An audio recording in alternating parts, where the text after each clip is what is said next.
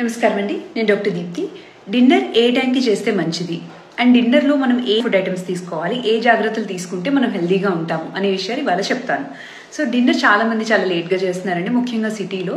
నాకు తెలుసు, ఇప్పుడు వర్క్ చేసి ఇంటికి వచ్చేసరికి లేట్ అవుతుంది, ఆల్మోస్ట్ 9:30, 10 అవుతుంది. ఆ టైంలో తిని మళ్ళీ పెద్దగా గ్యాప్ ఇవ్వకుండా వెంటనే పడుకుంటున్నారు. దీనివల్ల ఏమవుతుందంటే, ఒకటి అసిడిటీ ఎక్కువ అవుతుంది. తిన్న ఫుడ్లో ఉండే క్యాలరీస్ అన్నీ బర్న్ అవ్వవు అనమాట. అవి అలాగే బాడీలో సెటిల్ అయిపోయి ఒబేసిటీ, బాగా లావ్ అయిపోతారు. మీ మెటబాలిజం బాగా స్లగ్గిష్ అవుతుంది. సో డిన్నర్ ని వీలైనంత ఎర్లీగా ముగించేసేయండి. 7 to 8 మధ్యలో తినేసేయండి. మన యాన్సెస్టర్స్, మన పూర్వీకులు చీకటి పడకముందే తినేవాళ్ళు. ఎందుకంటే సర్కేడియన్ రిథమ్, మన బాడీలో ఇన్సులిన్ సెన్సిటివిటీ ఏదైతే ఉంటుందో అది డే గడిచే కొద్దీ తగ్గుతూ వస్తుంది అనమాట.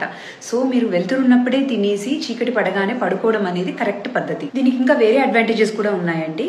ఒకటి, మీకు డైజెషన్ బాగా ఇంప్రూవ్ అవుతుంది. పడుకునే టైంకి మీకు మెటబాలిజం యాక్టివ్ గా ఉంటుంది అండ్ మీకు రిఫ్లెక్స్ రాకుండా, అసిడిటీ ఎక్కువ కాకుండా ఉంటుంది.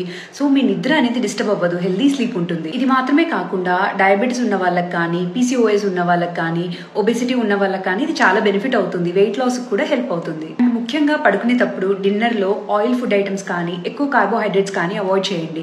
ఎక్కువ మటుకు లీన్ ప్రోటీన్స్ కానీ, వెజిటబుల్స్ కానీ తీసుకుంటే హెల్దీగా ఉంటుంది. ఇంకా సిటీలో అయితే రోడ్ల మీద దోశ బండ్లు, చాట్ బండర్స్ ఇవన్నీ ఉంటాయి కదండి. 2కి 3కి ఇలా కూడా తింటూ ఉంటారు. నైట్ డ్యూటీ చేసే వాళ్ళంటే ఇట్స్ డిఫరెంట్ ఇష్యూ. కాఫీ తాగుతారు, టీ తాగుతారు, తింటారు, పర్వాలేదు.